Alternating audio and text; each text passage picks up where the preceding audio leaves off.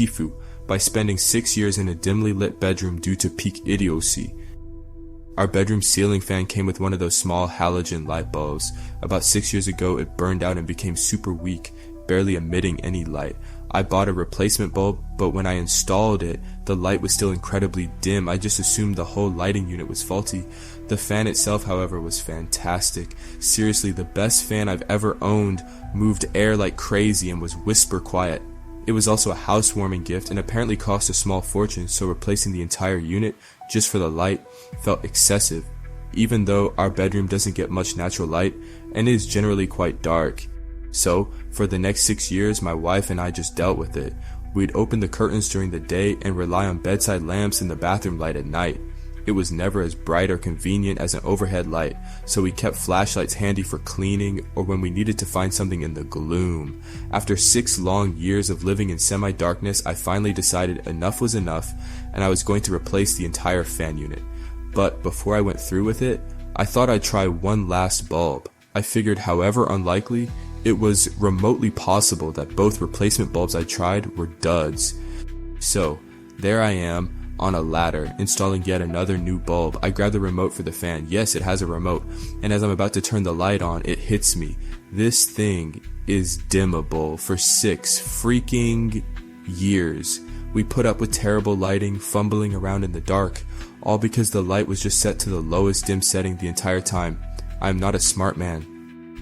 6 years in the dark because of a dimmable light? That's not a tifu, that's a tily. Today I lived idiotically. If you can relate, hit that like button and subscribe for more bright ideas, or maybe not so bright.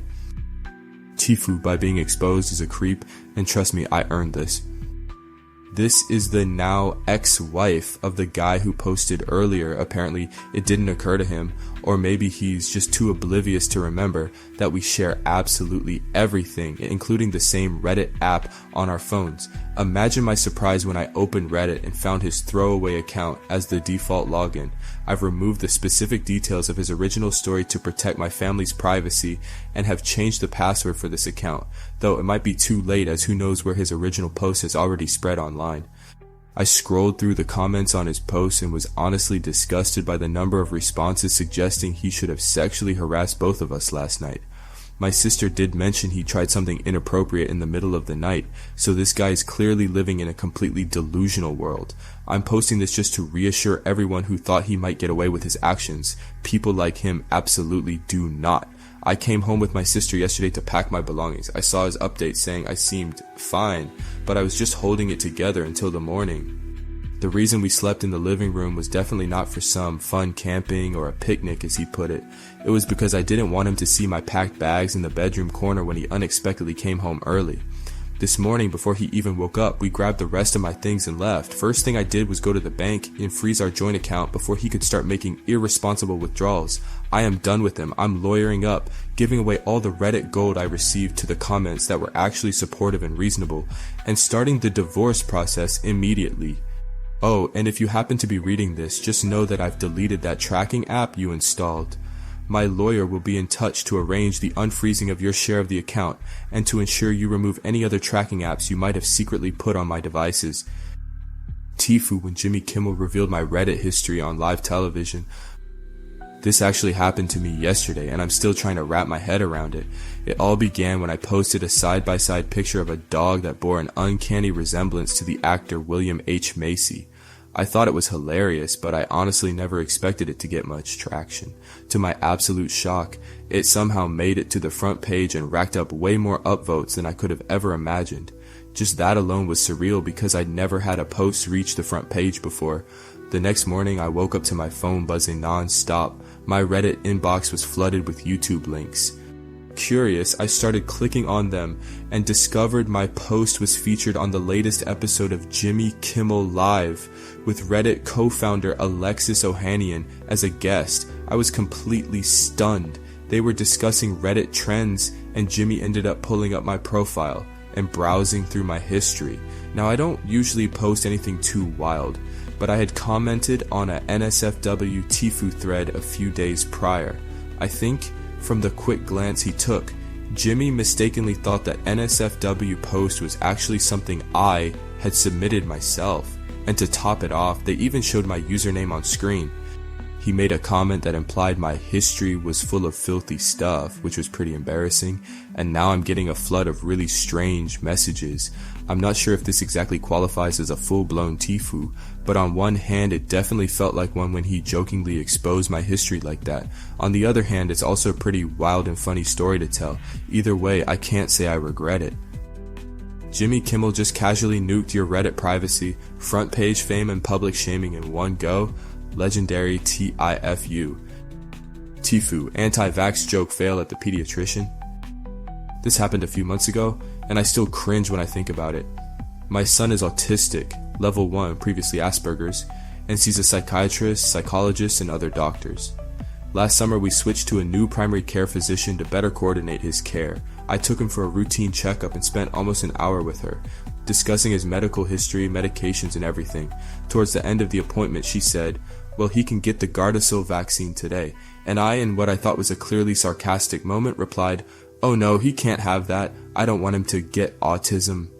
I should probably mention here that I'm also on the spectrum myself, and while I thought my sarcasm was crystal clear, I must have looked way too serious because she just stared at me blankly. The silence stretched on forever, as I could practically see her brain trying to process what I just said and how to react. Finally, I burst out laughing and tried to explain I was just kidding, but she only gave a weak, nervous chuckle and quickly excused herself from the room. As my son and I were debating whether my joke was actually funny, the nurse walked in carrying a thick stack of pamphlets and information sheets about vaccines. He launched into a full-blown lecture about vaccine safety, potential risks, and the importance of immunization. No matter how much I tried to assure him that we were absolutely not anti-vax and it was just a bad joke, he wouldn't stop. He just kept repeating, "Okay, well, I still need to tell you this," in a tone that made it very clear the doctor had instructed him to give me the talk. The funny part is, we actually went ahead and got the Gardasil vaccine that day, and I have to give major props to Nurse Pete, who was amazingly the first nurse to ever administer a shot to my son without any tears or wrestling matches. Nurse Pete is a legend. Oof, that silence from the doctor must have been deafening, but props to Nurse Pete for saving the day.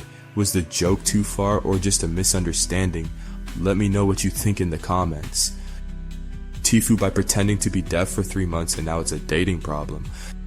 So, about 3 months ago when quarantine started, I signed up for some online courses.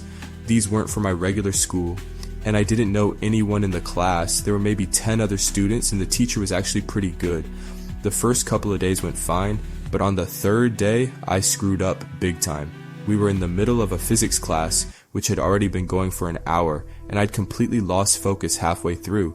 My attention span is practically non-existent, and I was already mentally checked out. When the teacher called my name to answer a question, I realized I had absolutely no idea what he'd been talking about. Panicking, I tried to Google the answer real quick, but my internet is terrible and the page was taking forever to load. The teacher was getting annoyed about why I wasn't responding and why I was typing. Completely freaking out, I typed a message in the Google Meet chat, making up an excuse that my laptop's audio and microphone weren't working that day, and I've been relying on subtitles, which were slow, so I hadn't caught his question. In my immense panic, I phrased it really vaguely and said something like, "I can't actually hear, I've been reading the subtitles. They take quite some time to load." To which the instructor replied, "Oh, I'm so sorry, I wasn't aware that you are deaf." And in my absolute sheer panic and anxiety, I just went along with it. Stupidest decision of my life. But it actually kinda worked out. I'd type out answers sent to me, and I even bought a hearing aid that I'd sometimes wear in class. I say sometimes because I honestly don't have the focus to remember to put it on every single class. When anyone asked, I just say that even with the hearing aid, I couldn't hear much, so I usually didn't bother. And they bought it. Everyone in class seemed to like me more too, finding me really endearing. There's this girl, Carla, who actually said I have the most beautiful smile she's ever seen, though. So yeah, things were going surprisingly well for me, but like most of my ridiculous schemes, this one backfired on me spectacularly. When I made this godforsaken decision, I was positive I'd get away with it. We were never going to meet in real life. However, about a week ago, the instructor decided to organize an in-person meetup since the lockdown in my country had been lifted.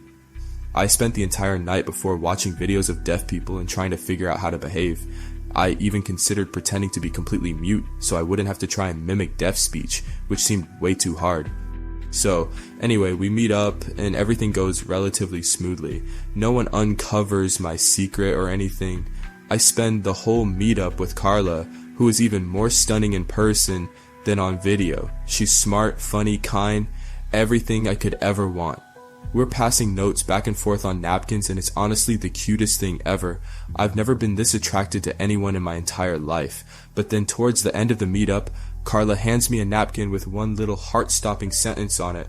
"Will you go on a date with me?" Fuck.